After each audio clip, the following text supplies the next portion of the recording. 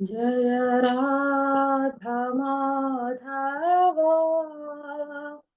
जय कुंज बिहारी।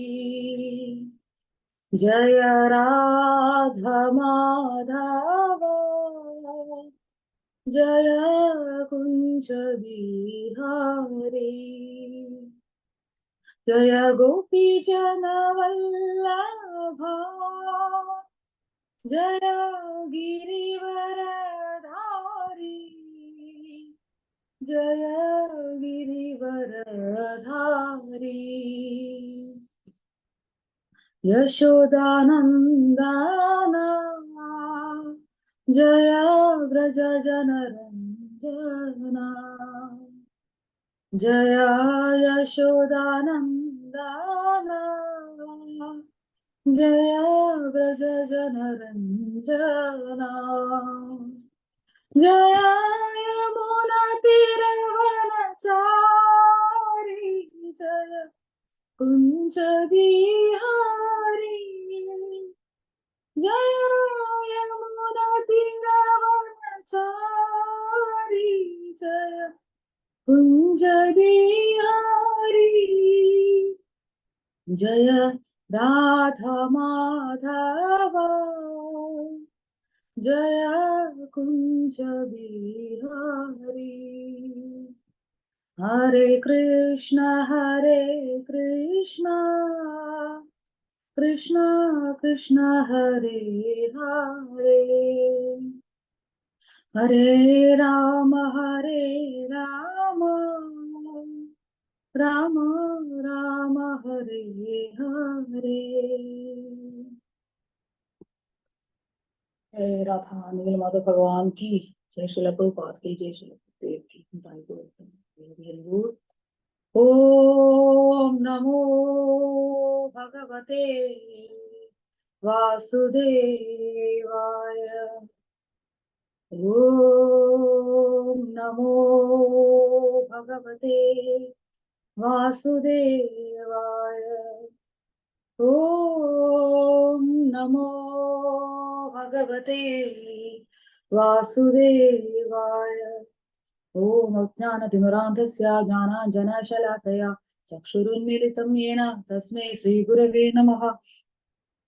नारायणं नमस्कृत्य नरं चैव नरोत्तमं देवीं सरस्वतीं व्यासं ततो जयमुदीरये। नष्टप्रायेषु भद्रेषु नित्यं भागवत सेवया भगवतीरुत्तमश्लोके भक्तिर्भवति नैष्टिकी। मोघं करोति वाचालं भङ्गुं लङ्घयते गिरिं यत्कृपातमहं वन्दे श्रीगुरुं दीनदारिणम्। कृष्णाय वासुदेवाय देवकीनन्दनाय च नन्दगोपकुमाराय गोविन्दाय नमो नमः। वाञ्छाकल्पतरुभ्यश्च कृपासिन्धुभ्येव च पतितानां पावनेभ्यो वैष्णवेभ्यो नमो नमः। जय श्रीकृष्ण चैतन्य प्रभो नित्यानन्द श्री अद्वैत गदाधर श्रीवासादि गौरभक्तवृन्द। हरे कृष्ण कृष्ण कृष्ण हरे हरे। हरे राम राम राम हरे हरे। नमो विष्णुपादाय कृष्णपृष्ठाय भूतले श्रीमते महाविष्णु गोस्वामिनिति नाम्ने नमः। मूर्धन्ये चरणारविन्दे श्रीमते भागवतगीता सुमनस्य विचारणे लघुधर्मे श्रीमते महाविष्णु गोस्वामिनिति नाम्ने नमो विष्णुपादाय कृष्णपृष्ठाय भूतले श्रीमते भक्तिवेदान्त स्वामिनिति नाम्ने नमस्ते सरस्वती गौरवाणी पूजारणे निर्विशेष जय श्रील प्रभुपाद की जय। श्री महाविष्णु गोस्वामी गुरुदेव पादपद्मं की जय। ഹരേ കൃഷ്ണ പ്രഭുജി സന്മാതാജി. ഇന്ന് എനിക്ക് ഇവിടെ കിട്ടിയിരിക്കുന്ന ശ്ലോകം 1:3:21 ഹരേ കൃഷ്ണ മാതാജി, കേൾക്കാലോ അല്ലെ?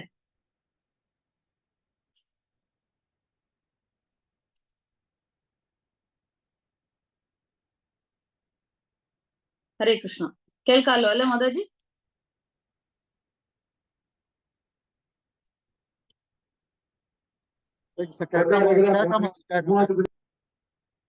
ഓക്കെ പ്രഭു. ഹരേ കൃഷ്ണ. ഈ ശ്ലോകം 1:3:21 ഞാൻ ശ്ലോകം വായിക്കുവാണ്. തഥാ സപ്തദശേ ജാത സത്യവത്യാം പരാശരാൽ ചക്രേ വേദതരോ ശാഖാ ദൃഷ്ട്വാ പുംസോൽപമേധസഃ. തഥാ സപ്തദശേ ജാത സത്യവത്യാം പരാശരാൽ ചക്രേ വേദതരോ ശാഖ ദൃഷ്ട്വാ പുംസോൽപമേധസഃ തദാ സപ്തദശേ ജാതഃ സത്യവത്യാം പരാശരാൽ ചക്രേ വേദതൽപമേധസഃ തദാ അനന്തരം സപ്തദശേ 17-ാം അവതാരത്തിൽ ജാതഃ ജനിച്ചു സത്യവത്യാം സത്യവതിയുടെ ഗർഭപാത്രത്തിൽ പരാശരാൽ പരാശരമുനിയാൽ ചക്രേ തയ്യാറാക്കി വേദതരോഹോ വേദങ്ങളിലെ അഭിലാഷ വൃക്ഷത്തിന്റെ ശാഖാഹ ശാഖകൾ ദൃഷ്ട്വ ദർശിക്കയാൽ പുംസഹ സാമാന്യ ജനങ്ങൾ അല്പമേധസ അല്പജ്ഞാനികൾ വിവർത്തനം ഭാവാർത്ഥം ശ്രീ ഭക്തിവേദാന്ത സ്വാമി ശ്രീല പ്രഭുപാദിക്ക് ജയം. നിവർത്തനം. അനന്തരം പരാശര മുനിയിലൂടെ സത്യവതിയുടെ ഗർഭത്തിൽ 17-ാമത്തെ ഭഗവത് അവതാരമായി വ്യാസദേവൻ അവതരിച്ചു. സാമാന്യ ജനങ്ങൾ അല്പജ്ഞാനികളെന്ന് ദർശിച്ച വ്യാസദേവൻ വേദത്തെ നിരവധി ശാഖകളായും ഉപശാഖകളായും വിഭജിച്ചു. ഭാവാർത്ഥം ശ്രീ പ്രഭുപാദിക്ക് ജയം. യഥാർത്ഥത്തിൽ വേദം ഏകമാണ്. എന്നാൽ ശ്രീല വ്യാസദേവൻ ഈ യഥാർത്ഥ ഏകവേദത്തെ ഋഗ്വേദം, യജുർവേദം, സാമവേദം, അഥർവവേദം എന്നിങ്ങനെ 4-ആയി വിഭജിച്ചു. അനന്തരം അവയെ വീണ്ടും പുരാണങ്ങൾ, മഹാഭാരതം എന്നിങ്ങനെ വ്യത്യസ്ത ഉപശാഖകളായി വിശദീകരിച്ചു. വേദഭാഷയും ശ്രദ്ധാവിഷയങ്ങളും സാമാന്യ ജനങ്ങൾക്ക് അതീവ പ്രയാസകരങ്ങളാകുന്നു. അവയൊക്കെ മഹാപണ്ഡിതരും ആത്മസാക്ഷാത്കാരം സിദ്ധിച്ചവരുമായ ബ്രാഹ്മണരാൽ മാത്രമേ മനസ്സിലാക്കാൻ സാധിക്കുകയുള്ളൂ. എന്നാൽ വർത്തമാന കലിയുഗം അജ്ഞരാൽ പൂരിതമാണ്. ബ്രാഹ്മണ പിതാക്കൾക്ക് ജനിച്ച പുത്രന്മാർ പോലും വർത്തമാന യുഗത്തിൽ ശൂദ്രരെക്കാൾ അല്ലെങ്കിൽ സ്ത്രീകളെക്കാൾ ഒട്ടും മെച്ചമല്ല. ബ്രാഹ്മണർ, ക്ഷത്രിയർ, വൈശ്യർ എന്നീ ദ്വിജന്മാർ സംസ്കാരങ്ങൾ എന്ന പവിത്രീകരണ പ്രക്രിയയ്ക്ക് വിധേയമാകേണ്ടതാണ്. എന്തെന്നാൽ വർത്തമാന യുഗത്തിന്റെ ദുഷിച്ച സ്വാധീനത്താൽ ബ്രാഹ്മണരും മറ്റു ഉന്നത കുലജാതരും ഉത്തമ സംസ്കാര സമ്പന്നർ അല്ലാതായി തീർന്നിരിക്കുന്നു. അവരെ ദ്വിജബന്ധുക്കൾ അഥവാ ദ്വിജമിത്രങ്ങളെന്നും സംബോധന ചെയ്യുന്നു. എന്നാൽ ഈ ദ്വിജബന്ധുക്കളെ ശൂദ്രരുടെയും സ്ത്രീകളുടെയും മധ്യേ തരം തിരിച്ചിരിക്കുന്നു. ദ്വിജബന്ധുക്കൾ, ശൂദ്രർ, സ്ത്രീകൾ തുടങ്ങിയ അല്പജ്ഞാനികളുടെ നന്മയ്ക്കായി ശ്രീല വ്യാസദേവൻ വേദങ്ങളെ നിരവധി വ്യത്യസ്ത ശാഖകളും ഉപശാഖകളുമായി വിഭജിച്ചു.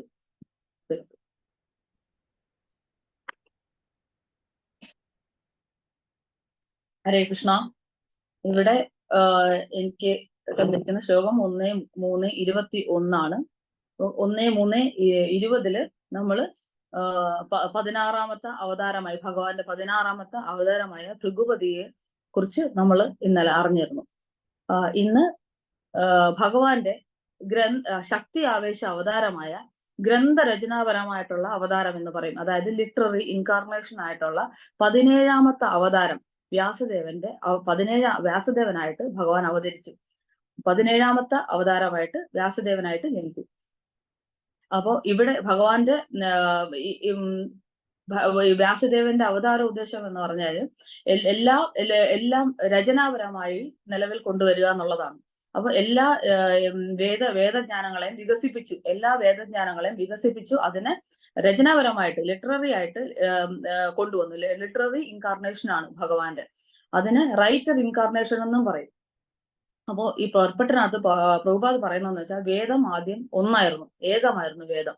ആ വേദത്തിനെ വീണ്ടും 4-ആയിട്ട് വിഭജിക്കപ്പെട്ടു. അതായത് ഋഗ്വേദം, യജുർവേദം, സാമവേദം, അഥർവവേദം എന്നിങ്ങനെ 4-ആയിട്ട് വീണ്ടും അതിനെ ഡിവൈഡ് ചെയ്തു. അതായത് അതിനെ വീണ്ടും വിഭജിക്കപ്പെട്ടു. അതിനെ വീണ്ടും പുരാണങ്ങളായിട്ടും മഹാഭാരതമായിട്ടും അതിനെ വീണ്ടും ഡിവൈഡ് ചെയ്തു. പ്രഭുപാദ് പറയുന്നത് വെച്ചാൽ വിദ്യയുടെ ശിക്ഷണം എപ്പോഴും നമ്മൾ ഒരു ബ്രാഹ്മണനിൽ നിന്നാണ് അഭ്യസിക്കേണ്ടതെന്ന് പ്രഭുപാദ് പറയുന്നു. ഇപ്പൊ 4 കുലങ്ങളെ കുറിച്ച് നമ്മൾ പറഞ്ഞായിരുന്നു. ബ്രാഹ്മണര്, ക്ഷത്രിയര്, വൈശ്യര്, ശൂദ്രര്. അപ്പൊ ബ്രാഹ്മണരുടെ ജോലി എന്ന് മെയിൻ ആയിട്ട് പറയുന്നത് വെച്ച് കഴിഞ്ഞാൽ ഒരു പാണ്ഡിത്യം നേടുക, അറിവുകളിൽ പാണ്ഡിത്യം നേടിയിട്ട് മറ്റുള്ളവർക്ക് ആ അറിവിനെ പറഞ്ഞു കൊടുക്കുക എന്നുള്ളതാണ് ബ്രാഹ്മണരുടെ ഉദ്ദേശം. അതുപോലെ ക്ഷത്രിയരുടെ ഉദ്ദേശം എന്ന് പറഞ്ഞാൽ, ക്ഷത്രിയ കുലത്തിന്റെ ഉദ്ദേശം എന്ന് പറഞ്ഞാൽ കാര്യനിർവഹണം, ഭരണം എന്നിങ്ങനെയുള്ള ജോലികളാകുന്നു. അതുപോലെ വൈശ്യകുലത്തിന്റെ ഉദ്ദേശം ഉൽപാദനം, കൃഷി, അങ്ങനെയുള്ള കച്ചവടം, അങ്ങനെയൊക്കെ ഉള്ള ജോലികളാണ് വൈശ്യർക്ക് പറഞ്ഞിട്ടുള്ളത്. അതുപോലെ ശൂദ്രര് ഈ വൈശ്യര് എല്ലാ രീതിയിലുള്ള തൊഴിലാളി വർഗം എന്ന് പറയും. ശൂദ്രര് തൊഴിലാളി വർഗം എന്ന് പറയും. എല്ലാ രീതിയിലുള്ള ആൾക്കാർ, അതായത് ഇവരെ വൈശ്യരെ സഹായിക്കുന്നവരെയാണ് ശൂദ്രരെന്ന് പറയുന്നത്. അപ്പം ഇതില് ഒരു ബ്രാഹ്മണനാണ് വിദ്യ അഭ്യസിച്ച് ബാക്കിയുള്ളവർക്ക് പറഞ്ഞു കൊടുക്കാൻ ഉള്ള ഒരു ഡ്യൂട്ടി കൊടുത്തിട്ടുള്ളത്. അപ്പൊ ഇതില് പറയുന്നതെന്ന് വെച്ച് കഴിഞ്ഞാലും ഒരു ഇപ്പൊ ബ്രാഹ്മണന്റെ കാര്യം മാറ്റിയാല് ഇപ്പൊ ഒരു താഴ്ന്ന കുലത്തിലുള്ള ഒരാള് വിദ്യാഭ്യാസവും കഴിവും നേടിയിട്ടുണ്ടെങ്കിൽ പ്രഭുപാദ് ഇവിടെ പറയുന്നതെന്ന് വെച്ച് കഴിഞ്ഞാല് അദ്ദേഹത്തിന് മടിക്കാതെ അയാളിൽ നിന്ന് നമുക്ക് വിദ്യ സ്വീകരിക്കാം എന്നാണ് പ്രഭുപാദ് പറയുന്നത്. അപ്പൊ അതില് ഒരു രീതിയിലുള്ള കുലവോ അങ്ങനെ ഒന്നും നോക്കിയിട്ടില്ല. താഴ്ന്ന ജാതിയിലുള്ള ആളാണെങ്കിലും താഴ്ന്ന കുലത്തിലുള്ള ആളാണെങ്കിലും അയാള് വിദ്യ അഭ്യസിച്ചിട്ടുണ്ട്, അയാൾക്ക് കഴിവും വിദ്യാഭ്യാസവും ഉണ്ടെങ്കിൽ അയാളിൽ നിന്ന് മടിക്കാതെ വിദ്യ അഭ്യസിക്കാവുന്നതാണ്. അപ്പം അതുപോലെ തന്നെ സ്ത്രീകളുടെ കാര്യം പറയുന്നത്, സ്ത്രീ ഒരു താഴ്ന്ന കുലത്തിലുള്ള ഒരു സ്ത്രീ ആണെങ്കിൽ ഉയർന്ന കുലത്തിലുള്ള ഒരാൾക്ക് നിശ്ചയമായിട്ടും ആ സ്ത്രീയെ വിവാഹം കഴിക്കാവുന്നതാണ്. പണ്ട് കാലത്തുള്ള ഒരു ആചാരമാണ്, ധർമ്മത്തിലുള്ള ഒരു ആചാരമാണിത്. മറിച്ച് സ്ത്രീ ഉന്നത കുലത്തിൽ താഴ്ന്ന കുലത്തിലുള്ള ഒരു ആണിന് വിവാഹം കഴിക്കാൻ പറ്റില്ല. പക്ഷെ സ്ത്രീ താഴ്ന്ന കുലത്തിലാണ്, അല്ലെങ്കിൽ അവൾ വെൽ ക്വാളിഫൈഡ് ആണെങ്കിൽ, നല്ല ക്വാളിഫൈഡ് ആയിട്ടുള്ള ഒരു സ്ത്രീ ആണെങ്കിൽ പറയുന്നു അവിടെ ഉന്നത കുലത്തിലായിട്ടുള്ള ഒരു പുരുഷന് ആ സ്ത്രീയെ വിവാഹം കഴിക്കാൻ പറ്റും. അതുപോലെ ഒരു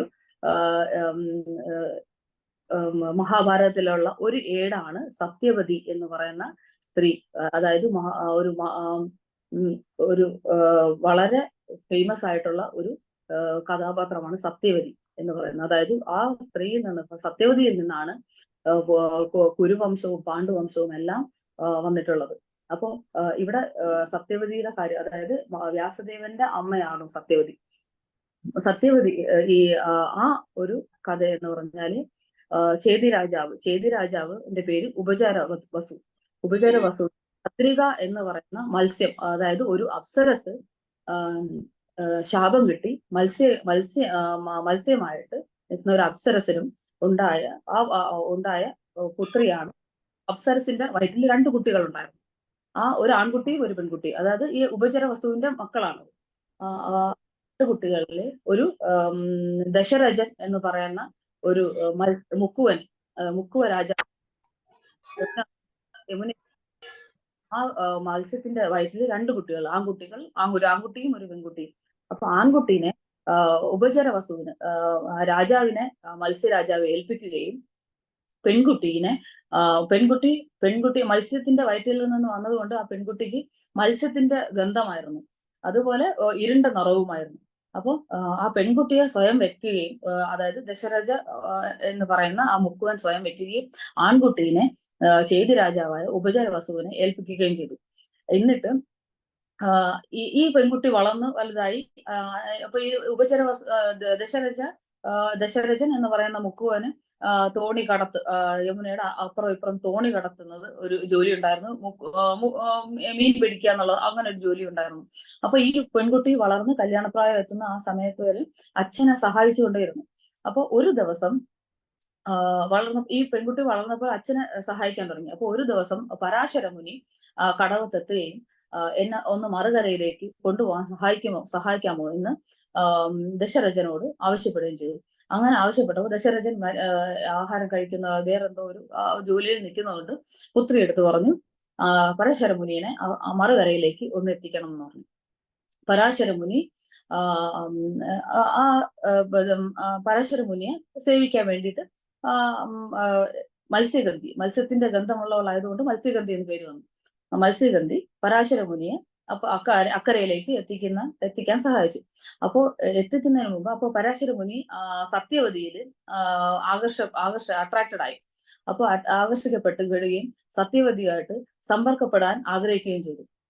അപ്പോ സത്യവതി പരാശര മുനിയോട് 3 കാര്യങ്ങൾ ആവശ്യപ്പെട്ടു. സത്യവതി പരാശര മുനിയോട് പറഞ്ഞു, എനിക്ക് 3 കാര്യങ്ങളാണ് വേണ്ടത്. ഒന്ന്, നമ്മൾ സമ്പർക്കപ്പെടുന്നത് ആരും കാണാനേ പാടില്ല. രണ്ടാമത്, എന്റെ കന്യകാത്വം അങ്ങനെ തന്നെ നിലനിൽക്കണം.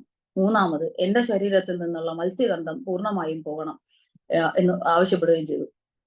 അപ്പോ പരാശര മുനി പറഞ്ഞു, ശരി, ഞാൻ ഇത് 3ഉം സമ്മതമാണ് എന്ന് പറഞ്ഞു. ശരി, അപ്പോ ഈ സമ്പർക്കപ്പെടുന്നത് ആരും കാണാതിരിക്കാൻ 2 ദ്വീപുകളുടെ 2 നദികളുടെ ഇടയിൽ ഒരു വലിയ ദ്വീപുണ്ടാക്കി അവിടെ പുകമറ സൃഷ്ടിക്കുകയും അവർ സമ്പർക്കത്തിൽ ഏർപ്പെട്ട് കഴിഞ്ഞിട്ട് സത്യവതി ഗർഭിണിയാവുകയും ചെയ്തു. എന്നിട്ട് സത്യവതിക്ക് സത്യവതി വീണ്ടും കന്യകയായി തന്നെ തുടരാനുള്ള ഒരു വരം പരാശര മുനി സത്യവതിക്ക് കൊടുത്തു. എന്നിട്ട് സത്യവതിയുടെ ശരീരത്തിലുള്ള മത്സ്യഗന്ധം പൂർണ്ണമായി മാറി കസ്തൂരി ഗന്ധം, സത്യവതിയുടെ ശരീരത്തിൽ നിന്നും കസ്തൂരി ഗന്ധം വമിക്കാൻ തുടങ്ങി. ആ കസ്തൂരി ഗന്ധം 1 യോജന അകലെ നിൽക്കുന്ന ആൾക്ക് വരെ ആ കസ്തൂരി ഗന്ധം മണക്കുമായിരുന്നു. അതായത് സത്യവതി നിൽക്കുന്നിടത്തുനിന്ന് 1 യോജന അകലെ വരെ ഈ കസ്തൂരി ഗന്ധം മണക്കും. അപ്പൊ അതുകൊണ്ട് അങ്ങനെ സത്യവതിയുടെ 3 ആവശ്യങ്ങളും അവിടെ നിറവേറ്റപ്പെട്ടു. അപ്പോ സത്യവതി ഗർഭിണിയാവുകയും അപ്പൊ തന്നെ പ്രസവിക്കുകയും ചെയ്തു. ആ കുട്ടി ഉടൻ തന്നെ വലുതാവുകയും ചെയ്തു. അതിന് വ്യാസദേവൻ എന്ന് അറിയപ്പെട്ടു. വ്യാസദേവന്റെ ജനനം അവിടെ ഉണ്ടായി. പരാശര മുനിയിൽ നിന്നും സത്യവതിയിൽ നിന്നും ഉണ്ടായ കുട്ടിയാണ് വ്യാസദേവൻ. ഇന്ന് ഉടനെ തന്നെ യുവാവുകയും ഞാൻ ബദരിയാശ്രമത്തിലേക്ക് ബദരിയാശ്രമത്തിലേക്ക് ധ്യാനത്തിന് പോവുകയാണ്. അമ്മ എന്നെ എപ്പോഴാലും ഓർക്കുന്നോ അപ്പോഴേക്കും ഞാൻ വരും എന്ന് വാക്കു കൊടുത്തിട്ട് വ്യാസദേവൻ അവിടുന്ന് അപ്പൊ തന്നെ തിരിച്ചു.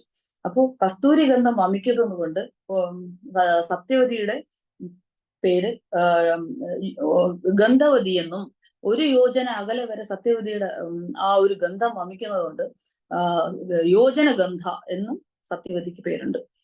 അപ്പം ഇങ്ങനെ ഇത്രയും കസ്തൂരി ഗന്ധം വമിക്കുന്ന ഒരു സ്ത്രീ ആയതുകൊണ്ട് ശന്തനു മഹാരാജാവ് ഒരിക്കൽ സത്യവതിയെ കാണുകയും സത്യവതിയുടെ ഈ സൗന്ദര്യത്തിലും ഈ ഗന്ധത്തിലും ആകൃഷ്ടനായി സത്യവതിയെ വിവാഹം കഴിക്കണമെന്ന് അഭ്യർത്ഥിക്കുകയും ചെയ്തു. അങ്ങനെ സത്യവതിയുടെ പിതാവിനോട് അവര് തമ്മിൽ അനുരക്തരാവുകയും സത്യവതി പറഞ്ഞു പിതാവിന്റെ അനുവാദത്തോടു കൂടി വിവാഹം കഴിക്കാമെന്ന് പറഞ്ഞു.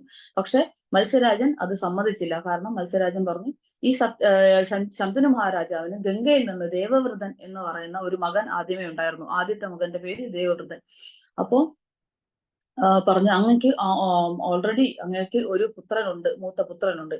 അപ്പോ എന്റെ മകള് മുക്കുവ സ്ത്രീ ആയതുകൊണ്ട് എന്റെ മകളെ വിവാഹം ചെയ്തു കഴിഞ്ഞാൽ എന്റെ മകൾക്ക് ആ രാജകൊട്ടാരത്തിൽ ഒരു സ്ഥാനവും ഉണ്ടാവില്ല, അവളുടെ സന്തതി പരമ്പരകൾക്ക് ഒരു സ്ഥാനവും ഉണ്ടാവില്ല. അതുകൊണ്ട് എനിക്ക് ഈ വിവാഹത്തിന് താല്പര്യമില്ല എന്ന് ദശരഥൻ പറഞ്ഞു ശന്തനു മഹാരാജാവ്. അപ്പോ എന്നിട്ട് പറഞ്ഞു എന്റെ മകനെ എന്റെ പുത്രി സത്യവതിയിൽ ഉണ്ടാകുന്ന മകനെ രാജാവാക്കുവാണെങ്കിൽ ഇത് നമുക്ക് ആലോചിക്കാമെന്ന് പറഞ്ഞു. അപ്പോൾ ഒരിക്കലും അത് സംഭവിക്കില്ല എന്ന് ശന്തനു മഹാരാജാവ് മനസ്സിലുകൊണ്ട് വിചാരിച്ചു. കാരണം ദേവവ്രതൻ എന്റെ പുത്രനായ ദേവവ്രതൻ ഇരിക്കുമ്പോൾ ഞാൻ എങ്ങനെ അത് സാധിക്കും? അപ്പോ ശന്തനു മഹാരാജാവ് വളരെ അധികം ദുഃഖത്തില് ആയി. ഇത് ദേവവ്രതൻ ശ്രദ്ധിച്ചു. ദേവവ്രതൻ ശ്രദ്ധിച്ചിട്ട് ദേവവ്രതൻ അന്വേഷിച്ചിട്ട് ഈ ഒരു കാരണം കണ്ടെത്തി. അങ്ങനെ ദശരഥന്റെ വീട്ടിലേക്ക് ചെല്ലുകയും പുത്രിയെ എന്റെ പിതാവിനെ വിവാഹം ചെയ്തു നൽകണമെന്ന് അഭ്യർത്ഥിച്ചപ്പോൾ ഇതേ ആവശ്യം തന്നെയാണ് ദശരഥൻ വീണ്ടും ദേവവ്രതനോട് പറയുന്നത്. അതായത് അദ്ദേഹത്തിന്റെ മൂത്ത പുത്രൻ ഇരിക്കുമ്പോൾ എന്റെ മകളുടെ കുട്ടികൾക്ക് ഒരു പ്രസക്തിയുമില്ല, ഒരു സ്ഥാനവും ഇല്ലാതായിപ്പോ. അപ്പോൾ ദേവവ്രതൻ പറഞ്ഞു ശരി, ഞാൻ ഒരിക്കലും വിവാഹം കഴിക്കില്ല, ഞാൻ ഒരിക്കലും രാജാവാകില്ല എന്ന് പറഞ്ഞു.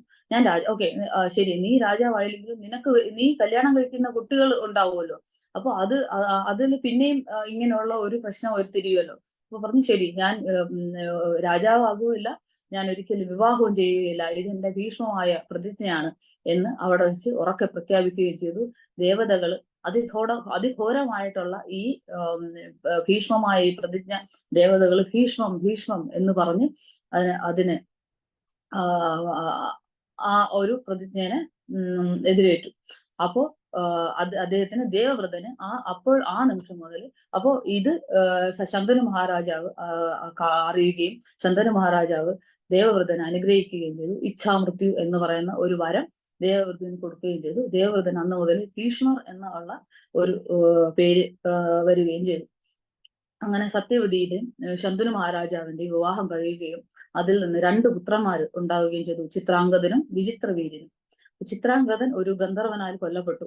വിചിത്രവീരന്റെ വിവാഹത്തിന് വേണ്ടി സത്യവതി വീണ്ടും ഭീഷ്മരോട് പറയുകയും ഭീഷ്മര് കാശി രാജാവിന്റെ പുത്രിമാരായ അംബികയെയും അംബാലികയെയും കൊണ്ടുവരികയും അവരെ വിവാഹം കഴിക്കുകയും ചെയ്തു. അപ്പോൾ അന്നത്തെ കാലത്ത് ട്യൂബർക്ലോസിസ്, അതായത് ക്ഷയരോഗം ഭയങ്കര ഇതായിരുന്നു. അങ്ങനെ വിചിത്ര വീര്യൻ ക്ഷയരോഗം വന്ന് മരണപ്പെടുകയും ചെയ്തു. പക്ഷെ സന്തതി പരമ്പരകൾ ഒന്നുമേ ഉണ്ടായിട്ടില്ല. അപ്പൊ സത്യവതി ഭീഷ്മരോട് ഇവരെ വിവാഹം കഴിക്കണം, സന്തതി പരമ്പരകൾ അല്ലെങ്കിൽ നമ്മുടെ ഇത് രാജ്യം അന്യാധീനപ്പെട്ടു പോകും, അതുകൊണ്ട് രാജകുമാരിമാരെ വിവാഹം കഴിക്കണമെന്ന് അഭ്യർത്ഥിച്ചു. അപ്പോൾ സത്യവതിയോട് ഭീഷ്മദേവൻ പറഞ്ഞു, ഞാൻ എൻ്റെ പിതാവിന് കൊടുത്ത വാക്കൊരിക്കലും ഞാൻ അതായത് ഞാൻ എന്റെ പ്രതിജ്ഞ ഒരിക്കലും ഞാൻ ബ്രേക്ക് ചെയ്യില്ല, പകരം എനിക്കൊന്നും ഇതിനെ കുറിച്ച് ചെയ്യാൻ പറ്റില്ല എന്ന് പറഞ്ഞു. അപ്പോ ഭയങ്കരമായ ദുഃഖത്തിലായിട്ടുള്ള സത്യവതി ആ ഒരു വേളയിൽ സ്വന്തം പുത്രനായ വ്യാസദേവനെ അവിടെ സ്മരിച്ചു. അപ്പോ വ്യാസദേവൻ നേരത്തെ കൊടുത്ത ആ ഒരു വാക്കുണ്ടായിരുന്നു, അമ്മ എപ്പോഴും ആലോചിക്കുന്നു, എന്നെ സ്മരിക്കുന്നു, അപ്പോൾ ഞാൻ എത്തും എന്ന് പറയുന്നു. വ്യാസദേവൻ വരികയും വ്യാസദേവനോട് അംബികയ്ക്കും അംബാലികയ്ക്കും ഒരു സന്തതി കൊടുക്കണം, അവരുമായിട്ട് സമ്പർക്കത്തിൽ ഏർപ്പെടണം എന്ന് പറഞ്ഞു. അപ്പം വ്യാസദേവൻ ആ ഒരു ആവശ്യം അംബികയോടും അംബാലികയോടും പറഞ്ഞു. അപ്പോ വ്യാസദേവൻ അമ്മയുടെ ആവശ്യപ്രകാരം ആദ്യം മൂത്ത രാജകുമാരിയായ അംബികയുടെ അന്തപുരത്തിലേക്ക് പോയി. അപ്പോൾ വ്യാസദേവന്റെ രൂപം എന്ന് പറഞ്ഞാൽ ഭയങ്കരമായ ഒരു കഠോരമായ രൂപമാണ്, ഭയങ്കര ഇരുണ്ട നിറവും ഭയങ്കര കഠോരമായ രൂപമാണ്. അപ്പോൾ വ്യാസദേവന്റെ രൂപം കണ്ടിട്ട് അംബിക പേടിച്ച് കണ്ണടച്ചു പോയി. അപ്പൊ അങ്ങനെ പേടിച്ച് കണ്ണടച്ചത് കൊണ്ട് അവർക്ക് വ്യാസദേവനിൽ നിന്ന് ഉണ്ടായ പുത്രനാണ് ധൃതരാഷ്ട്രർ, അന്ധനായിരുന്നു. അതുപോലെ അംബാലികയുടെ അന്തപുരത്തിൽ ചെന്നപ്പോൾ അംബാലിക ഈ കഠോരമായ രൂപം കണ്ട് പേടിച്ച് വിളറി വെളുത്തുപോയി. അങ്ങനെ ഉണ്ടായ പുത്രനാണ് പാണ്ഡു. പാണ്ഡു വിളറിയ ഒരു രൂപമുള്ള ആളാണ്. അങ്ങനെ വീണ്ടും സത്യവതി തൃപ്തയല്ലായിരുന്നു. വീണ്ടും സത്യവതി വ്യാസദേവനെ വീണ്ടും അംബികയുടെ അന്തപുരത്തിൽ ഒന്നും കൂടി ചെല്ലണമെന്ന് അഭ്യർത്ഥിച്ചു. അപ്പോ അംബികയുടെ അന്തപുരത്തിലേക്ക് ചെന്നപ്പോൾ അംബിക വീണ്ടും പേടിച്ചിട്ട് തന്റെ തോഴിയെ, ശുദ്രയായ തന്റെ തോഴിയെ അംബികയ്ക്ക് പകരം വ്യാസദേവന്റെ അടുക്കലേക്ക് പറഞ്ഞയച്ചു. ആ തോഴി വളരെ മനോഹരമായി വ്യാസദേവനെ പരിചരിച്ചു. ആ പരിചരണത്തിൽ വ്യാസദേവൻ അതീവ തൃപ്തനാവുകയും നിനക്ക് അനുഗ്രഹിതനായ ഒരു പുത്രനുണ്ടാവുമെന്ന് അനുഗ്രഹിക്കുകയും ചെയ്തു. അങ്ങനെ ഉണ്ടായ പുത്രനാണ് മഹാമഹനായ വിതുരൻ, മഹാഭക്തനായ വിതുരൻ. അപ്പൊ വീണ്ടും മഹാഭാരതത്തിൽ വ്യാസദേവൻ വരുന്നത് എപ്പോഴെന്ന് വെച്ച് കഴിഞ്ഞാല് വ്യാസദേവൻ ഗാന്ധാരിയും ധൃതരാഷ്ട്രം ആയിട്ടുള്ള വിവാഹം കഴിയുകയും കുന്തി ദേവി ഗാന്ധാരി ഗർഭിണിയാവുകയും കുന്തിദേവിയും ഗർഭിണിയായി. പാണ്ഡുവിൽ നിന്ന് കുന്തിദേവിയും ഗർഭിണിയായി. അപ്പോ കുന്തിദേവി ഗർഭിണിയായിട്ട് പ്രസവിക്കുകയും ചെയ്തു. അപ്പോ ഗാന്ധാരി വളരെയധികം ഒരു വല്ലാത്ത ഒരു ഫ്രസ്ട്രേഷൻ, ഒരു വിഷമത്തിലായി പോയി. കാര്യം കുന്തിദേവിക്ക് മുന്നേ ഞാൻ പ്രഗ്നന്റ് ആയതാണ്, ഗർഭിണി ആയതാണ്, പക്ഷെ ഇതുവരെ ആയില്ലല്ലോ. അപ്പോ ഭയങ്കരമായ ഒരു വിഷമത്തില് ഗാന്ധാരി 2 വർഷമായിട്ടും ഇതുവരെ പ്രസവം നടന്നിട്ടില്ല എന്ന് പറഞ്ഞ് അത്രയും വിഷമിച്ച് ഗാന്ധാരി സ്വന്തം വയറ്റില് ഉറക്കെ ആഞ്ഞാഞ്ഞ് അടിക്കുകയും ചെയ്തു. ആഞ്ഞടിച്ച് അവസാനം ഒരു മാംസപിണ്ഡം പ്രസവിച്ചു. ആ മാംസപിണ്ഡം എന്ത് ചെയ്യണമെന്ന് അറിയാതെ ഇരിക്കുന്ന ഒരു വേളയിൽ വീണ്ടും സത്യവതി തന്റെ പുത്രനായ വ്യാസദേവനെ സ്മരിക്കുകയും അദ്ദേഹം വരികയും എന്തെങ്കിലും ഈ കുലത്തിനെ രക്ഷിക്കാൻ വേണ്ടി എന്തെങ്കിലും ചെയ്യണമെന്ന് അഭ്യർത്ഥിക്കുകയും ചെയ്തു. അപ്പോ വ്യാസദേവൻ ആ മാംസപിണ്ഡത്തിനെ 101 കഷ്ണങ്ങളാക്കി 101 കുടങ്ങളിൽ നെയ്യ് നിറച്ച് അതിനകത്ത് വെക്കുകയും ചെയ്തു. അപ്പോൾ ഏകദേശം ഇന്നത്തെ കാലത്തെ ക്ലോണിങ്ങുമായിട്ട് നമുക്ക് അതിനെ വേണമെങ്കിൽ ഉപമിക്കാം. 101 എന്നിട്ട് പറഞ്ഞു ഒരു 100 ദിവസമൊക്കെ കഴിയുമ്പോൾ ഓരോ കുടങ്ങള് പൊട്ടുകയും അതിൽ നിന്ന് കുട്ടികൾ ഉണ്ടാവുകയും ചെയ്യുമെന്ന് പറഞ്ഞു. അപ്പോൾ വ്യാസദേവൻ ഇങ്ങനെയൊക്കെ കുരുവംശത്തിനെ രക്ഷിച്ചതായിട്ട് നമുക്ക് കാണാം. ശ്രീമദ് ഭാഗവതത്തില് 1:10 പറയുന്നുണ്ട്, പ്രായേണാൽപായുഷ സഭ്യ കാലാവസ്മിൻ യുഗേ ജനഃ സുമന്ദമതയോ മന്ദഭാഗ്യാഹ്യുപദ്രുതഃ. അലയോ ശ്രേഷ്ഠ പണ്ഡിത, കലി പ്രബലനായ ഈ അയോയുഗത്തിൽ മനുഷ്യർ അല്പായുസുക്കളാണ്. അവർ നിർഭാഗ്യവാന്മാരും വഴക്കാളികളും മടിയന്മാരും മാർഗഭ്രംശം സംഭവിച്ചവരും സർവോപരി സദാ ആകുലരും ആകുന്നു. അപ്പോ ഇവിടെ പറയുന്നത് മനുഷ്യര് 6 തരത്തില് ആകുമെന്നാണ് പറയുന്നത്. ഒന്ന് നിർഭാഗ്യവാന്മാര്, അല്പായുസ്സുക്കള്, വഴക്കാളികള്, മടിയന്മാര്, മാർഗഭ്രംശം സംഭവിച്ചവര്, ആകുലരാകുന്നു. അപ്പൊ പ്രഭുപാദ് ഇവിടെ പറയുന്നത് എന്ന് വെച്ച് കഴിഞ്ഞാല് ഈ കലികാലത്തിലെ ആൾക്കാർ എന്ന് പറയുമ്പോൾ അവരിങ്ങനെ വെറുതെ മെന്റൽ സ്പെക്കുലേഷൻ ആണ് എല്ലാം. ഒരുപാട് ആലോചിച്ചു കൂട്ടും, ഒരുപാട് മെന്റൽ സ്പെക്കുലേഷൻ. അപ്പൊ ഈ പിന്നെ ഒന്നുമേ ഓർത്തിരിക്കാൻ കഴിവില്ല. കുറച്ചു നേരത്തേക്ക് ഓർക്കും, നമുക്ക് ഇന്നലത്തെ കാര്യം ഇന്നലെ ഇത് കഴിച്ചെന്ന് പോലും നമുക്ക് ഇന്ന് ഓർമ്മ ഉണ്ടാവില്ല. അപ്പോ അങ്ങനെ ഇരിക്കുന്ന അത് ഇന്നത്തെ കലികാലത്തിലെ ആൾക്കാർ. പക്ഷെ പണ്ട് കാലത്ത് എന്ന് പറഞ്ഞു കഴിഞ്ഞാല് പ്രഭുപാദ് പറയുന്നത് വെച്ച് കഴിഞ്ഞാൽ ഒരു ഗുരു ഗുരുവിന്റെ ശിഷ്യന്മാര്, ഗുരു അവിടെ വിദ്യാഭ്യാസം നടന്നിരിക്കുന്നത് അല്ലെങ്കിൽ ഒരു കാര്യം ഗ്രഹിക്കുന്ന വെച്ചാൽ എല്ലാം വാണി രൂപേണയാണ്, എല്ലാം ശ്രുതി രൂപേണയാണ്. അതായത് വേദം എന്ന് പറഞ്ഞാൽ ശ്രുതി എന്നാണ് പ്രഭുപാദ് പറയുന്നത്. വേദം എന്ന് പറഞ്ഞാൽ ശ്രുതി. അപ്പൊ സ്പിരിച്വൽ മാസ്റ്ററിന്റെ ഒരു ഗുരു അതിന് വേദമന്ത്രങ്ങൾ റിസൈറ്റ് ചെയ്യും. ഗുരു റിസൈറ്റ് ചെയ്യുമ്പോൾ ആ ഗുരുവിന്റെ ശിഷ്യന്മാര് അത് കേട്ട് ആ നിമിഷം തന്നെ കേട്ട് പഠിക്കും. അപ്പം അതായത് അവർക്ക് ഷാർപ്പായിട്ടുള്ള ഓർമ്മശക്തിയാണ്, ഭയങ്കരമായ ഓർമ്മശക്തിയാണ്. അത് മുഴുവനും ഗുരുമുഖത്തിൽ നിന്ന് ഗുരുവിന്റെ ചുണ്ടുകൾ അനങ്ങുന്നത് ശ്രദ്ധിച്ച് ആ വാണി കേട്ട് അത് ആ ഷാർപ്പ് മെമ്മറിയിൽ അവരത് സ്റ്റോർ ചെയ്യും. മരണം വരെയും അത് അവർ മറക്കില്ല. അപ്പൊ അത്രയ്ക്കും ഷാർപ്പ് മെമ്മറി ആയിരുന്നു. പക്ഷെ കലിയുഗമായതോടുകൂടി മനുഷ്യരുടെ മെമ്മറി എല്ലാം ലോസ് ആയി. അപ്പം ആളുകള് അന്നത്തെ പണ്ടത്തെ പുരാതനത്തിലുള്ള ആൾക്കാരെല്ലാം ബുദ്ധിമാന്മാരായിരുന്നു. അവിടെ എഴുത്തൊന്നുമില്ലായിരുന്നു, ഒന്നും എഴുതി വെച്ചിട്ടില്ല. എല്ലാം പരമ്പരയിൽ നിന്ന് ഡിസിപ്ലിൻ സസഷനിലൂടെ കേട്ട് മനസ്സിലാക്കിയിട്ടുള്ള കാര്യങ്ങളായിരുന്നു. അപ്പൊ എഴുതി വെക്കേണ്ട കാര്യം അവിടെ ഉണ്ടായിരുന്നില്ല. അപ്പോ ഭഗവാൻ എന്ന് പറയുമ്പോൾ ഭഗവാന്റെ അവതാര ഉദ്ദേശം എന്താണ്? ധർമ്മം സംരക്ഷിക്കപ്പെടാനാണ്.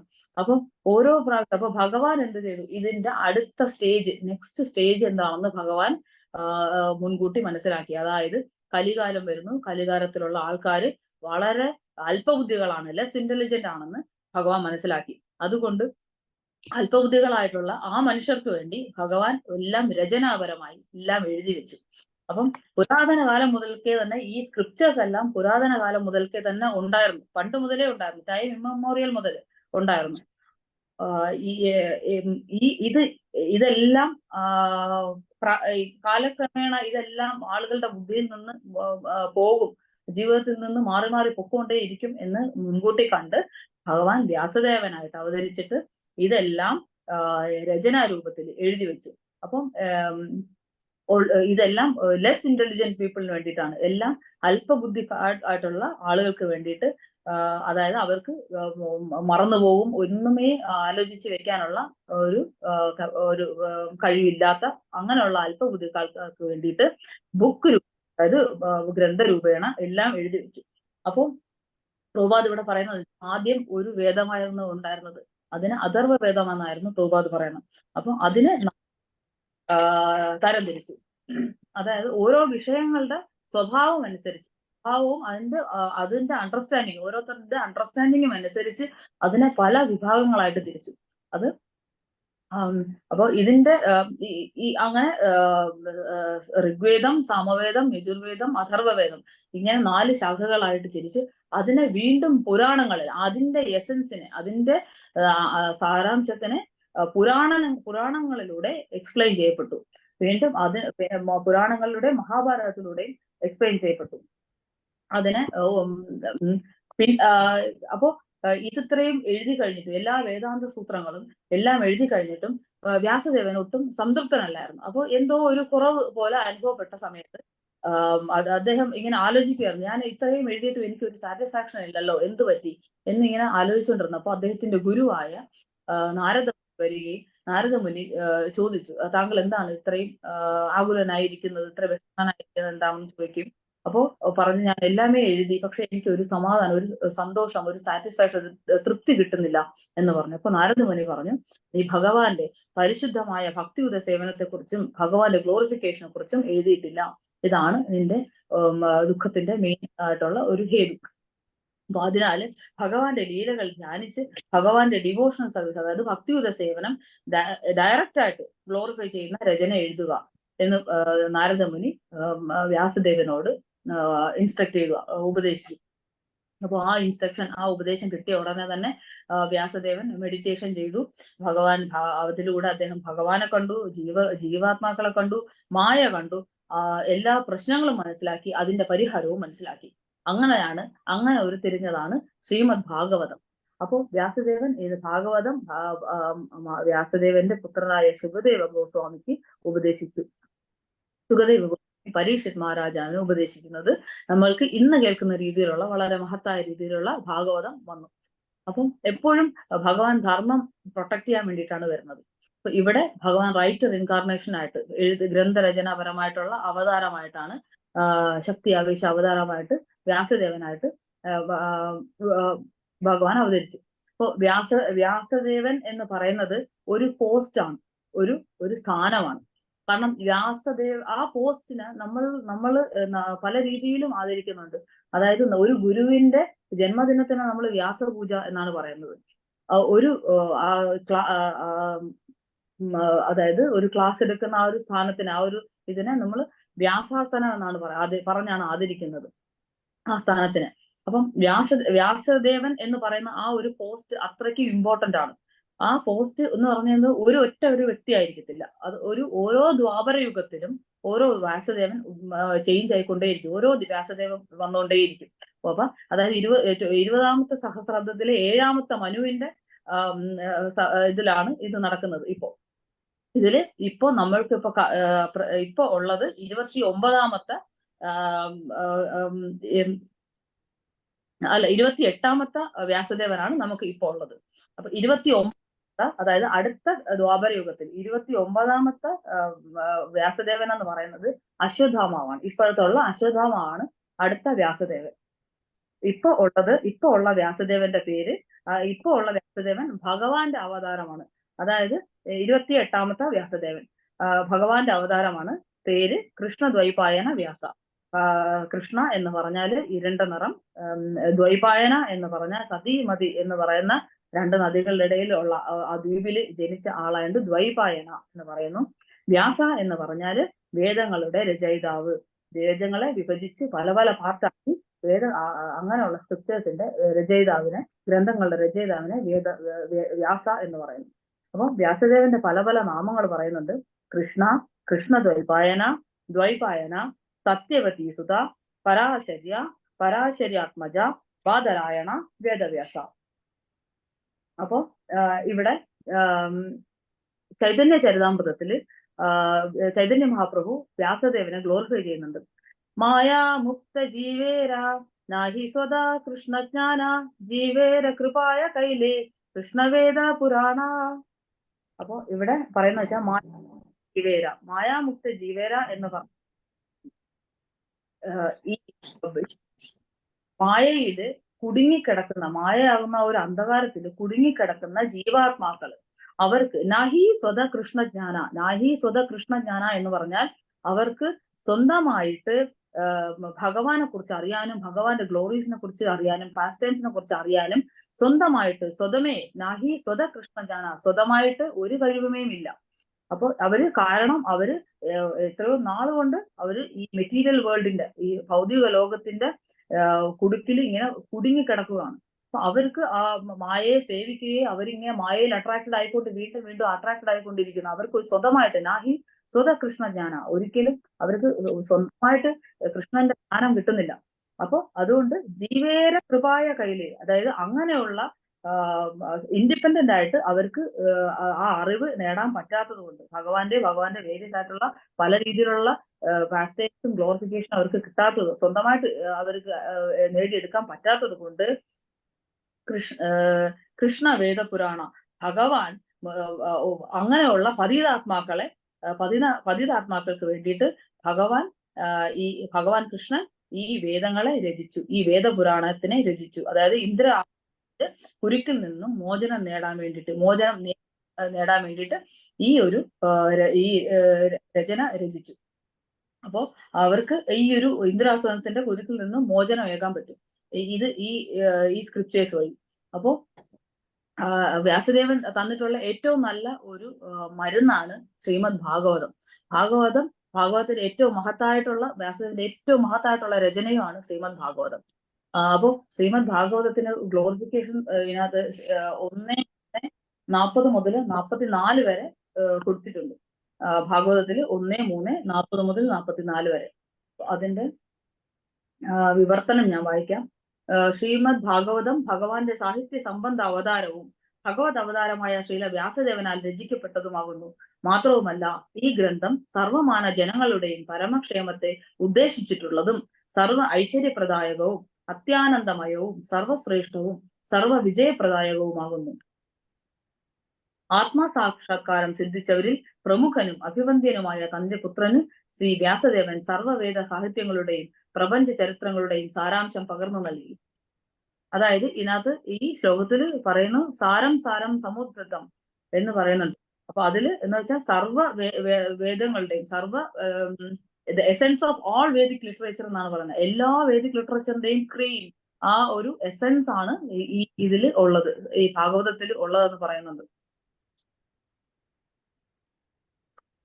വീണ്ടും മൃത്യുവിനെ വരവേൽക്കാനായി ഭോജ്യപാനീയങ്ങൾ ഉപേക്ഷിച്ച് ഋഷിമാരാൽ വലയം ചെയ്യപ്പെട്ട് ഗംഗാതീരത്ത് ഉപവിഷ്ടനായ പരീക്ഷിത് മഹാരാജാവിന് വ്യാസദേവ പുത്രനായ ശ്രീ സുഖദേവ ഗോസ്വാമി അദ്ദേഹത്തിന്റെ ഊഴമായപ്പോൾ ശ്രീമദ് ഭാഗവതം ഉപദേശിച്ചു. ധർമ്മം, ജ്ഞാനം തുടങ്ങിയവയുടെ അകമ്പടിയോടെ സ്വധാമത്തിലേക്ക് ശ്രീകൃഷ്ണ ഭഗവാൻ പ്രയാണം ചെയ്ത ഉടൻ തന്നെ അത്യുജ്വലമായ സൂര്യ തേജസ്സോടെ ശ്രീ ഭാഗവത പുരാണം ആവിർഭവിച്ചു. ഈ കലിയുഗത്തിൽ അജ്ഞതയുടെ കൊടും അന്ധകാരത്തിൽ കാഴ്ച നഷ്ടപ്പെട്ടവർക്ക് ഈ പുരാണം പ്രകാശമേകും.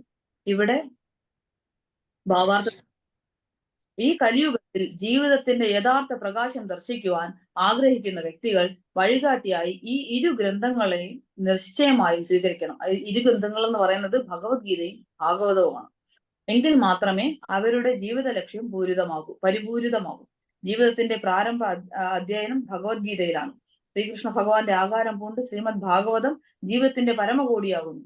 ആകയാൽ ശ്രീമദ് ഭാഗവതത്തെ പ്രത്യക്ഷ പ്രതിനിധിയായി നാം നിശ്ചയമായും സ്വീകരിക്കണം പറയുന്നുണ്ട്. അപ്പോ ഇവിടെ വീണ്ടും ഇവിടെ ഭാഗവതത്തിന്റെ ഗ്ലോറിഫിക്കേഷൻ ആണ് ഇവിടെ പറഞ്ഞിരിക്കുന്നത്. വീണ്ടും 1:7:4:5:6 1:7:4 1:7:5 1:7:6 ഇതിൽ വീണ്ടും ഭാഗവതത്തിന്റെ ഗ്ലോറിഫിക്കേഷൻ പിന്നെയും പറയുന്നുണ്ട്. ഭാഗവതം വ്യാസദേവൻ രചിക്കാൻ തയ്യാറായിരുന്നു. അപ്പോൾ അദ്ദേഹം ധ്യാന നിമഗ്നനായ കാര്യം മുതൽ പറയുകയാണ്, മെഡിറ്റേഷൻ ചെയ്യുന്നത് മുതൽ. 1:7:4 ഞാനിവിടെ 1:4 അതിന്റെ വിവർത്തനം വായിക്കുവാണ്. ഭൗതികതയുടെ യാതൊരു ഛായയുമില്ലാതെ ഭക്തിയുത സേവനമായി ഭക്തിയോഗം ധ്യാനത്തെ അന്വയിപ്പിച്ച് പരിപൂർണമായും ധ്യാനനിരതനായ മനസ്സിനെ ഏകാഗ്രമാക്കിക്കൊണ്ട് ഭഗവാന്റെ പൂർണ്ണ നിയന്ത്രണത്തിനുള്ള ബഹിരംഗ ശക്തി സമേതം അദ്ദേഹം പരമദിവ്യോത്തമ പുരുഷനെ ദർശിച്ചു. ഭൗതിക പ്രകൃതിയുടെ ത്രിഗുണങ്ങൾക്ക് അതീന്ദ്രിയമാണെങ്കിൽ തന്നെ ഈ ബഹിരംഗ ശക്തി നിമിത്തം ജീവസത്തകൾ സ്വയം ഭൗതിക ഉൽപ്പന്നങ്ങളാണെന്ന് ധരിക്കുകയും അപ്രകാരം ഭൗതിക ക്ലേശങ്ങളുടെ പ്രത്യാഘാതങ്ങൾക്ക് വിധേയരാകുകയും ചെയ്യുന്നു. ജീവസത്തകൾക്ക് അധികപ്പറ്റായ ഭൗതിക ക്ലേശങ്ങൾ ഭക്തിയുത സേവനത്തിന്റെ അന്വയ പ്രക്രിയയിലൂടെ സ്പഷ്ടമായി ലഘൂകരിക്കാൻ സാധ്യമാണ്. എന്നാൽ സാമാന്യ ജനങ്ങൾ ഈ വസ്തുത അറിയുന്നില്ല. ആകയാൽ പരമസത്യവുമായി ബന്ധപ്പെട്ട ഈ വേദഗ്രന്ഥത്തെ പണ്ഡിത ശിരോമണിയായ വ്യാസദേവൻ രചിച്ചു.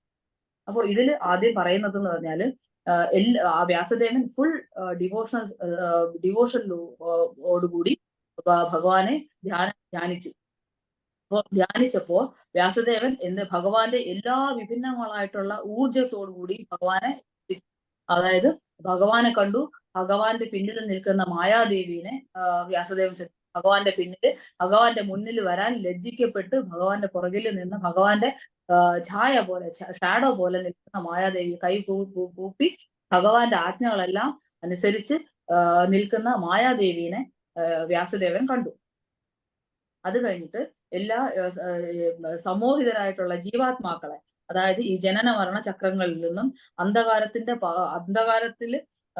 അന്ധകാരത്തിൽ ആഴ്ന്നു പോയിട്ടുള്ള പതിതാത്മാക്കളെയും ജീവാത്മാക്കളെല്ലാം ഈ വ്യാസദേവൻ ദർശിച്ചു, ജീവാത്മാക്കളെയും കണ്ടു. അപ്പോ അത് 1:7:4 ആണ് മെഡിറ്റേഷന്റെ കാര്യം പറയുന്നത്. ഇതില് അടുത്തതില് അതിന്റെ ശരിക്കുള്ള ആ ജീവാത്മാക്കൾ നേരിടുന്ന ഇന്നത്തെ ആ ഒരു പ്രശ്നം എന്താണ്, ശരിക്കുള്ള പ്രശ്നം വ്യാസദേവൻ അതും അതായത് ജീവാത്മാക്കളെ അദ്ദേഹം ദർശിക്കുന്നു. അതായത് 1:7:5 പറയുന്ന ഭൗതിക പ്രകൃതിയുടെ ത്രിഗുണങ്ങൾ അതീതരമാണെങ്കിൽ തന്നെ ഈ ബഹിരംഗ നിമിത്തം സ്വയം ഭൗതിക ഉൽപ്പന്നങ്ങളാണെന്ന് ധരിക്കുകയും അപ്രകാരം ഭൗതിക ക്ലേശങ്ങളുടെ പ്രത്യാഗങ്ങൾക്ക് വിധേയരാകുകയും ചെയ്യും. അപ്പൊ ആ ഒരു ഈ ഒരു എൻറ്റാങ്കിൾമെന്റും അതായത് കുടുങ്ങിക്കിടക്കുന്നത് ഇപ്രകാരവും എല്ലാം വ്യാസദേവൻ അതിനുള്ള സൊല്യൂഷനാണ് അടുത്ത ശ്ലോകത്തിൽ 1:7:6 പറയുന്നത്. അതായത് ജീവസത്തകൾക്ക് അധികപ്പറ്റായ ഭൗതിക ക്ലേശങ്ങൾ ഭക്തിയുത സേവനത്തിന്റെ അനന്യ പ്രക്രിയയിലൂടെ സ്പഷ്ടമായി ലഘൂകരിക്കാൻ സാധ്യമാണ്. എന്നാൽ സാമാന്യ ജനങ്ങൾ ഈ വസ്തുത അറിയുന്നില്ല. ആകയാൽ പരമസത്യവുമായി ബന്ധപ്പെട്ട ഈ വേദഗ്രന്ഥത്തെ പണ്ഡിത ശിരോമണിയായ വ്യാസദേവൻ രചിച്ചു. അപ്പോൾ അതിനുള്ള സൊല്യൂഷനാണ് വ്യാസദേവൻ തന്നത്. ഈ അതിനുള്ള സൊല്യൂഷനാണ് ഈ രചന. ഇതില് ഈ മഹാഭാഗവതത്തിന്റെ രചന അങ്ങനെയാണ്. അതിനുള്ള സൊല്യൂഷൻ ആയിട്ടാണ് ജീവാത്മാക്കളുടെ രക്ഷയ്ക്ക് വേണ്ടിയിട്ട് വ്യാസദേവൻ രചിച്ചു. ഭഗവത്ഗീതയിൽ 1:10 ഭഗവാൻ തന്നെ പറയുന്നുണ്ട്, മുനീനാം അപ്യഹം വ്യാസഹ. അപ്പൊ അത്രയും ഇമ്പോർട്ടന്റ് ആണ് വ്യാസദേവന്റെ ആ ഒരു പോസ്റ്റ്. ഒരു വീണ്ടും ജന സമയത്ത് വരുന്ന പരീക്ഷിത് മഹാരാജാവ് തക്ഷകന്റെ സർപ്പദംശനമായിട്ട് മരിക്കുകയും ജനമേജയ മഹാരാജാവിന് പരീക്ഷിത് മഹാരാജാവിന്റെ പുത്രന് ഭയങ്കരമായി ഈ സർപ്പങ്ങളോട് ഉള്ള ദേഷ്യം കൊണ്ട് അദ്ദേഹം ഒരു സർപ്പയാഗ യജ്ഞം നടത്തുകയും ചെയ്തു. അങ്ങനെ എല്ലാ ഋഷിമാരും ഭയങ്കര ഒരുപാട് ഋഷിമാര് ചേർന്നിട്ട് ഒരു യജ്ഞം നടത്തി. ആ യജ്ഞത്തിൽ എല്ലാ സർപ്പങ്ങളും യജ്ഞകുണ്ടത്തിൽ വന്ന് പതിച്ച് എല്ലാ സർപ്പങ്ങളും ഭൂമിയിലുള്ള എല്ലാ സർപ്പത്തിനെയും ആകർഷിച്ച് ആ യജ്ഞകുണ്ടത്തിലിട്ട് നശിപ്പിക്കുക എന്നുള്ളതായിരുന്നു ഉദ്ദേശം. അപ്പോ അതായത് മെയിൻ ആയിട്ട് തക്ഷകൻ ഉൾപ്പെടെ. അപ്പോ ഇത് യജ്ഞമന്ത്രങ്ങളിലൂടെ ഈ ഓരോ സർപ്പങ്ങളും ആകർഷ്ടരായി യജ്ഞത്തിൽ വീഴുകയും ഈ യജ്ഞമന്ത്രത്തിൽ അപ്പോ തക്ഷകൻ പേടിച്ച് ഇന്ദ്രൻ കൂട്ടുകാരനായിട്ടുള്ള ദേവേന്ദ്രന്റെ അടുത്ത് പോവുകയും ഇന്ദ്രന്റെ അടുത്ത് സഹായം ചോദിക്കുകയും ചെയ്തു. അപ്പൊ ദേവേന്ദ്രൻ പറഞ്ഞു, വിഷമിക്കേണ്ട, ഈ മന്ത്രങ്ങളൊന്നും എഫക്റ്റ് ആവാതെ നോക്കിക്കോളാം എന്ന് പറഞ്ഞു. അപ്പോ ഇത്രയും മന്ത്രോച്ചാരണം കഴിഞ്ഞിട്ടും തക്ഷകൻ മാത്രം വീഴുന്നില്ല. അപ്പോ തക്ഷകൻ വീഴാൻ വേണ്ടിയിട്ട് അപ്പം പറഞ്ഞു ദേവേന്ദ്രനാണ് ഇതിന്റെ കാരണം എന്ന് അറിഞ്ഞ് ദേവേന്ദ്രനോട് യുദ്ധം ചെയ്യാൻ വേണ്ടി ജനമേജയ മഹാരാജാവ് തയ്യാറാവുകയും ചെയ്തു. അപ്പൊ ഋഷിമാര് പറഞ്ഞു, എന്തുകൊണ്ട് വേണ്ട, ദേവേന്ദ്രൻ വരെ വീഴുന്ന മന്ത്രം നമുക്ക് ദേവേന്ദ്രൻ വരെ വീഴുന്ന മന്ത്രം നമുക്ക് ഇതിനകത്ത് പറയാം. അപ്പൊ അങ്ങനെ മന്ത്രം പറയുന്ന താങ്കൾ ഈ യുദ്ധത്തിൽ പോകേണ്ട ആവശ്യമില്ല എന്ന് പറഞ്ഞു. അപ്പൊ ദേവേന്ദ്രനെ വരെ യജ്ഞകുണ്ടത്തിൽ വീഴ്ത്താനുള്ള ആ ഒരു മന്ത്രം ഉച്ചരിക്കാൻ തുടങ്ങിയതും വ്യാസദേവൻ വരികയും വ്യാസദേവൻ പറഞ്ഞു, ദേവി ചെയ്ത് ഈ യജ്ഞം നിർത്തണം. കാരണം അങ്ങ് ഇപ്പോൾ തന്നെ ഭഗവാന്റെ ഇച്ഛയ്ക്ക് വിപരീതമായിട്ട് ഒരുപാട് നിഷ്കളങ്കരായ സർപ്പങ്ങളെ കൊന്നൊടുക്കി. അപ്പൊ അത്രയും ഇത് ചെയ്തു. അപ്പൊ ഇനി അങ്ങനെ ഒരു സാഹസം കൂടെ ചെയ്യേണ്ട, ഇത് നിർത്തണം പറഞ്ഞു. അപ്പോ പരീക്ഷിത് മഹാരാജാവ് ജനമേജയ മഹാരാജാവ് അത് അനുസരിക്കുകയും വ്യാസദേവനോട് പറഞ്ഞു, എനിക്ക് എന്റെ പിതാവിനെ കാണണം എന്നുള്ള ഒരു ആഗ്രഹം പറഞ്ഞു. വ്യാസദേവൻ പരീക്ഷിത് മഹാരാജാവിനെ അവിടെ വിളിച്ച് വരുത്തുകയും പരീക്ഷിത് മഹാരാജാവ് ജനമേജയനെ ബ്ലസ് ചെയ്യുകയും അങ്ങനെ വ്യാസദേവൻ ഇതുപോലെ ആ ഒരു സർപ്പയജ്ഞത്തിന്റെ സമയത്ത് അവിടെ വരികയുണ്ടായി. അപ്പോ എല്ലാ ദ്വാപര യുഗത്തിലും ഓരോ വ്യാസദേവൻ വരുന്നുണ്ട്. അപ്പോ അതായത് ഏഴാമത്തെ മനുവിന്റെ ഏഴാമത്തെ മനുവിന്റെ സമയത്തുള്ള ഇതാണ് പറയുന്നത്. നമ്മളുടെ ഇപ്പൊ പറയുന്ന കൃഷ്ണദ്വൈപായന വ്യാസദേവൻ 28ാമത്തെയാണ്. ആദ്യം മുതലുള്ള പേരെന്ന് വെച്ചാൽ ആദ്യം മുതലുള്ള വ്യാസദേവൻ എന്ന് വെച്ച് കഴിഞ്ഞാൽ ബ്രഹ്മ, മനു, ശുക്രാചാര്യ, ബൃഹസ്പതി, സൂര്യ, യമരാജ, ഇന്ദ്ര, വസിഷ്ഠ, സരസ്വത, ത്രിധാമ, ത്രിശിഖ, ഭരദ്വാജ, അന്തരീക്ഷ, വരണി, ത്രയ്യാരുണ, ധനഞ്ജയ, കൃതഞ്ജയ, ജയ, ഭരദ്വാജ, ഗൗതമ, ഹര്യതമ, വേണ, ത്രിബന്ധു, വാൽമീകി, ശക്തി, പരാശര മുനിയുടെ പിതാവാണ് ശക്തി, പരാശര, ജരത്കരു, പിന്നെ 28ാമത്തത് കൃഷ്ണദ്വൈപായന, ഇനി 29ാമത്തത് അശ്വത്ഥാമാവ്. അപ്പൊ എല്ലാ വേദസമാഹാരങ്ങളുടെയും സത്യ എന്ന് പറഞ്ഞാല് ശ്രീമദ് ഭാഗവതമാണ്. അപ്പൊ വേദവ്യാസരുടെ മഹത്തായിട്ടുള്ള ഒരു സംഭാവനയാണ് ഈ ഒരു രചന. മഹാഭാരതത്തിലൂടെ നമുക്ക് ഭഗവത്ഗീതയും മഹാഭാരതത്തിന് ഒരു മെയിൻ എസൻസ് ആയിട്ടുള്ള ഭഗവത്ഗീതയും നമുക്ക് തന്നു. അപ്പോ പ്രഭുപാദ് ഇവിടെ പറയുന്നതെന്ന് വെച്ച് കഴിഞ്ഞാല് ഇത് രണ്ട് രചനയും വ്യാസദേവന്റെ ഈ രണ്ട് രചനയും നമ്മളുടെ അതീന്ദ്രിയമായിട്ടുള്ള വെളിച്ചമാണ്. അതായത് പ്രഭുപാദ് പറയുന്നത് ട്രാൻസെൻഡന്റൽ ടോർച്ച് ലൈറ്റ് എന്നാണ് പറയുന്നത്. അന്ധകാരം അകറ്റുന്ന ടോർച്ച് ലൈറ്റ് എന്നാണ് പറയുന്നത്. ഭൗതിക ക്ലേശത്തിൽ കഷ്ടപ്പെട്ട് ഈ അന്ധകാരത്തിൽ അലയുന്ന ജീവാത്മാക്കൾക്ക് നൽകിയ അതീന്ദ്രിയ വെളിച്ചമാണ് ഈ രണ്ട് രചനകളും. അപ്പം ഭഗവത്ഗീതയില് വിവരിച്ചിട്ട് പറഞ്ഞിട്ടുണ്ട്, എല്ലാ കാര്യങ്ങളും വിവരിച്ചാണ് പറഞ്ഞിട്ടുള്ളത്. ശ്രീമദ് ഭാഗവത്തിന് അത് വളരെ വിശദമായിട്ട് പറയുകയും ചെയ്തിട്ടുണ്ട്. ഇതുപോലെ വ്യാസദേവൻ ചൈതന്യ മഹാപ്രഭുവിന്റെ കാലത്ത് ചൈതന്യ ഭാഗവതിക്കാൻ വേണ്ടിയിട്ട് എടുത്ത അവതാരമാണ് വൃന്ദാവൻ ദാസ് ഠാക്കൂർ. ചൈതന്യ മഹാപ്രഭുവിന്റെ ഗ്ലോറിഫിക്കേഷന് വേണ്ടിയിട്ട് അദ്ദേഹം ചൈതന്യ ഭാഗവതം രചിച്ചു. അദ്ദേഹത്തിന്റെ പേര് വൃന്ദാവൻ ദാസ് ഠാക്കൂർ ആയിട്ട് അദ്ദേഹം വന്നു. അപ്പൊ കലിയുഗത്തിൽ ഇതുപോലെ ഒരുപാട് യഥാസ്ഥിതി ശരിക്കും മനസ്സിലാക്കാതെ ഒരുപാട് ഊഹോപഹങ്ങളിൽ മനുഷ്യർ കടന്ന് അലഞ്ഞു തിരിയുവാണ്. അപ്പോൾ ഇതെല്ലാം രചന രൂപേണ എഴുതി വയ്ക്കപ്പെട്ടു. അപ്പോ എപ്പോഴും അല്പബുദ്ധികളായിട്ടുള്ള ജീവാത്മാക്കളുടെ ഉന്നതിക്ക് വേണ്ടിയിട്ട് വ്യാസദേവൻ എന്ന് പറഞ്ഞ ഓരോ ആൾക്കാർ, അതായത് ഇങ്ങനെ കണ്ടിന്യൂസ് ആയിട്ട് അധികാരം വ്യാസദേവൻ വന്നുകൊണ്ടേയിരിക്കും. അപ്പൊ അദ്ദേഹം ആ അധികാരണത്തോടുകൂടി വന്നിട്ട് ഈ വേദപുരാണങ്ങളെല്ലാം നമുക്ക് തന്നുകൊണ്ടേയിരിക്കുകയാണ്. അപ്പൊ നമ്മൾ ചെയ്യേണ്ടതെന്ന് വെച്ച് കഴിഞ്ഞാൽ നമ്മളത് കേൾക്കണം, അത് മനസ്സിലാക്കണം.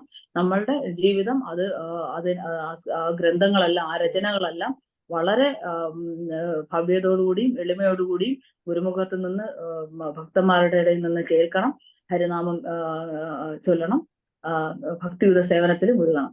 ഹരേ കൃഷ്ണ. ഹരേ കൃഷ്ണ പ്രഭു ആൻഡ് മാതാജി. എന്തെങ്കിലും തെറ്റ് പറ്റിയിട്ടുണ്ടെങ്കിൽ ക്ഷമിക്കണം. എന്തെങ്കിലും ക്വസ്റ്റ്യൻസ് ഉണ്ടെങ്കിൽ എനിക്കറിയാന്നുള്ളതാണെങ്കിൽ പറഞ്ഞുതരാം, ഇല്ലെങ്കിൽ സീനിയർ ഡിവോട്ടീസിന്റെ അടുത്ത് ചോദിക്കണം. Thank you. ഹരേ കൃഷ്ണ. ഹരേ കൃഷ്ണ. വളരെ നന്നായിരുന്നു മാതാജി. ശരവർഷം പൊഴിയുന്ന പോലെയാണ് മാതാജി എല്ലാം പറഞ്ഞു തീർത്തത്. ഹരേ കൃഷ്ണ, വളരെ നന്നായിരുന്നു.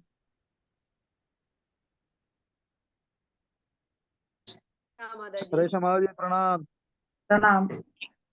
വളരെ സന്തോഷം മാതാജി. മാതാജിയുടെ ക്ലാസ് എന്നാണ് ഞാൻ കേൾക്കുന്നത്. കഴിഞ്ഞ പ്രാവശ്യം മാതാജിയുടെ ക്ലാസ് കേൾക്കാൻ പറ്റിയില്ല. പക്ഷെ എല്ലാവരും നല്ല അഭിപ്രായം പറഞ്ഞു. അപ്പൊ എനിക്ക് കേൾക്കാൻ പറ്റിയില്ലെന്നൊരു വിഷമം ഉണ്ടായിരുന്നു. അപ്പൊ ഇന്ന് ആ വിഷമം മാറി. വളരെ നന്നായിരുന്നു.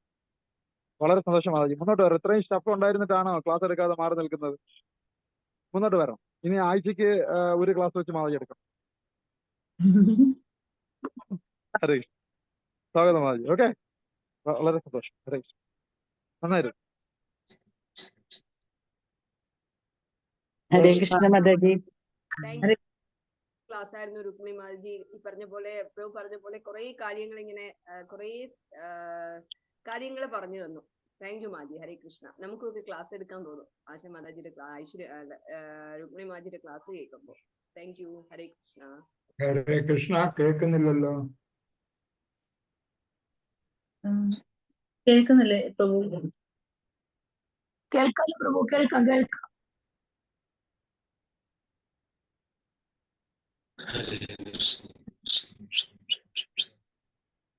ആർക്കെങ്കിലും എന്തെങ്കിലും പോയിന്റ്സ് ആഡ് ചെയ്യാനുണ്ടോ പ്രഭു മാതാജി വ്യാസദേവന്റെ പറ്റി ഉണ്ടെങ്കിൽ? ഹരേ കൃഷ്ണ മാതാജി. ഹരേ കൃഷ്ണ പ്രഭു. മാതാജി, ഇത് വ്യാസദേവൻ അങ്ങനെ ഒരു പോസ്റ്റാണ് ഇന്ന് എനിക്ക് മനസ്സിലായത്. അപ്പൊ ഇനി അടുത്ത് വരുന്നെന്ന് പറഞ്ഞത് ഇതാണ്. ഇപ്പൊ നമ്മൾ ഇന്ദ്രന്റെ പദവി അതുപോലെ തന്നെയാണോ ഇത്? ഇന്ദ്രൻ എന്ന് പറഞ്ഞൊരു പദവിയാന്ന് പറയും. അപ്പൊ അതുപോലത്തെ ഒരു പോസ്റ്റ് ആണ് പ്രഭു. ആ പോസ്റ്റിലാണ് ഓരോ ഇപ്പൊ വന്നിരിക്കുന്ന വ്യാസദേവൻ നമ്മളെ ഭഗവാന്റെ അവതാരമാണ്. അപ്പൊ ഇപ്പൊ ഉള്ള നമ്മുടെ അശ്വത്ഥാമാവ്, അതായത് കലികാലത്തിന് വരെ ഉണ്ടാവും. അപ്പൊ ആ കലികാലത്തിന്റെ എൻഡില് അശ്വത്ഥാമാവിന് പൂർണ്ണ ജ്ഞാനം വരികയും ആ അശ്വത്ഥാമാവ് അടുത്ത വ്യാസദേവനായിട്ട് വരികയും ചെയ്യും. ഹരേ കൃഷ്ണ. ഹരേ കൃഷ്ണ മാതാജി. Thank you Mataji.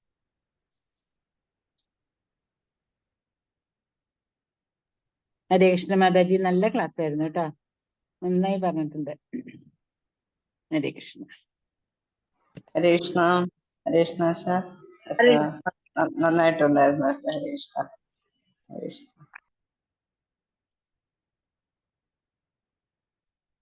സമയം ആയെന്ന് തോന്നുന്നല്ലേ മാതാജി? ഐശ്വര്യ മാതാജി, ഹരേ കൃഷ്ണ. ഹരേ കൃഷ്ണ മാജി. സമയമായി മാജി. എല്ലാരും വേറെ ഒന്നും പറയാനില്ലെങ്കിൽ നമുക്ക് ക്ലോസ് ചെയ്യാം. താങ്ക് യു മാജി. Thank you Mataji. Hare Krishna. Hare Krishna. Hare 5 minutes ഓവറായി. कृपा सिंधु पे उच्च परिताना पावने पे वैष्णव अनंत कोटि वैष्णव की जय। जय श्री राधास ठाकुर की जय। हरे कृष्ण जय। करनाम जपे की जय। निताय गौर प्रमानते। हरि हरि बोल। हरि बोल. हरे Thank you, Krishna. Thank you और माता जी, प्रणाम। प्रणाम. Krishna.